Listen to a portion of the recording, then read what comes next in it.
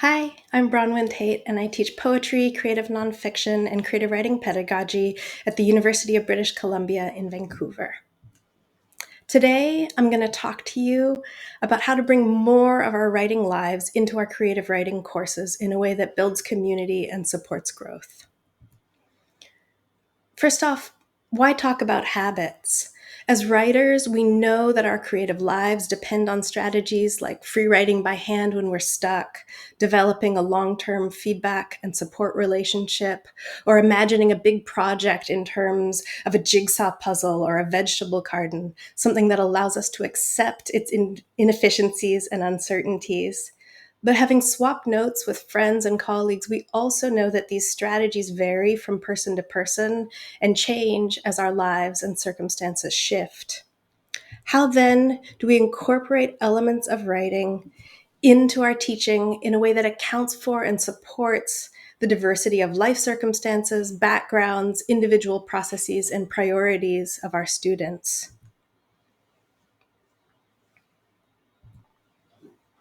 I've designed a series of reflective questions, self-directed experiments, and communal report backs structured around 4 habit domains. This pedagogical approach builds on Helen Sword's Air and Light and Time and Space, a book that incorporates extensive interviews and survey-based research on how scholars across disciplines approach their writing. While Sword's audience is scholars and professors, her habit domains have something to offer any writer or artist working in any genre and at any point in their writing journey. My approach also draws on insights from people like Linda Berry, John Bean, Felicia Rose Chavez, Beth Pickens, and Jessica Abel, who have thought a lot about process. So, what are these 4 habit domains? In brief, behavioral habits speak to the how of writing, time of day, location, computer, or handwriting. Artisanal habits encompass the craft elements most commonly taught in creative writing courses. How do you get better at your craft?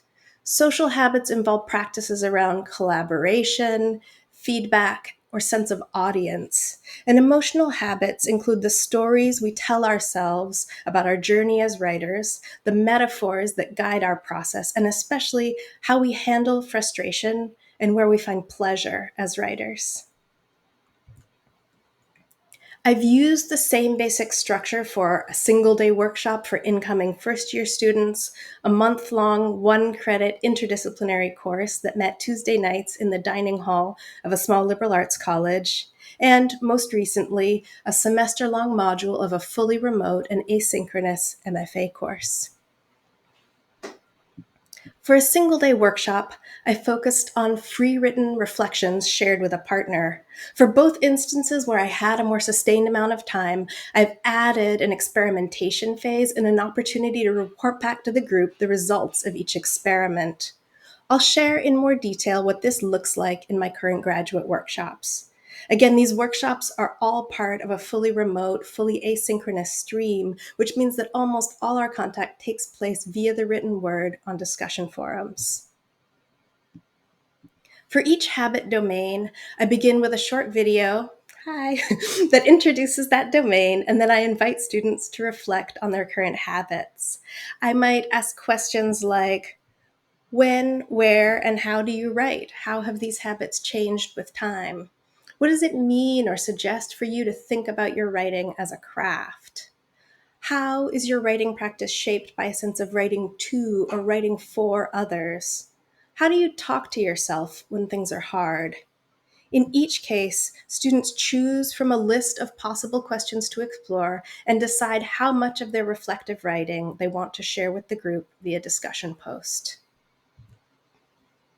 Students read and comment on one another's post, finding points of difference and commonality. Mostly, they get affirmation that they're not alone in their struggles.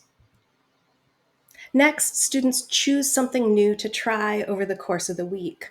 I offer a list of options as well as inviting students to think of things they've been meaning to try and draw on one another's habits for inspiration. To look more closely at just one domain under social habits, ideas for experimenting, I offer options like free write about who you might want to read your writing someday, write a fan letter to someone whose work has been meaningful to you, sign up for an open mic, chart your networks, invite someone to collaborate, contact a friend for a co-working session in person or remotely, have a State of the Union conversation with your writing group if you already have one. We have another discussion board simply dedicated to declaring these intentions clearly. I will email 3 people who have inspired me as a writer. Over the course of the week, students try out their experiments. When we reconvene, everyone reports back to the group on how their experiment went and what they noticed. I'm careful to frame the report back instructions in a way that emphasizes curiosity and self-compassion.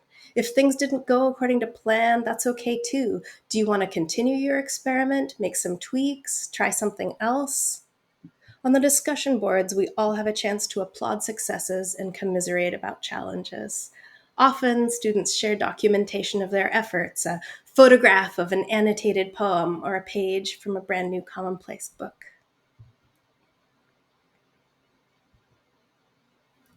Finally, I'd like to say a few words about results I've experienced as a teacher and responses I've received from students.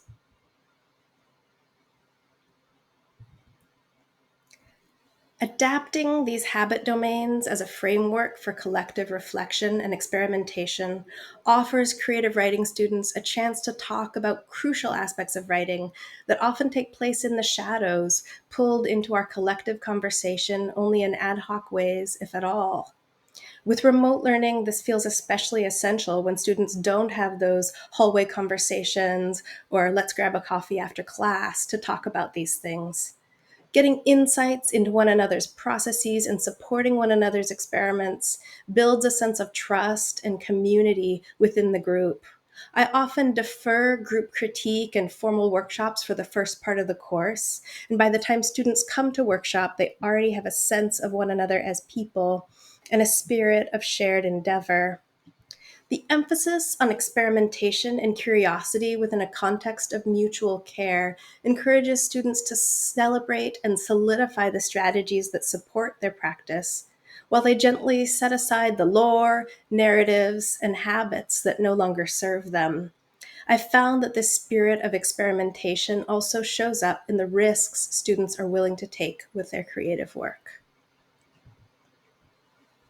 Taking as a given that students' habits will vary based on their individual circumstances and strengths, this approach fosters a class conversation that mirrors the true diversity of writing practices more broadly.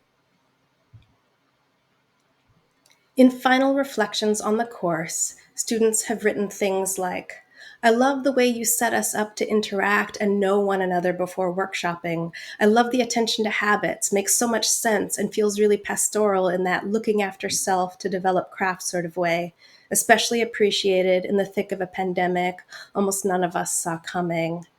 Or, I felt that the structure of the course built and expanded in so many positive ways on the structures of the courses I've taken so far in the program, and I came away from the term feeling that I'd learned and grown so much in just about every facet of my writing life.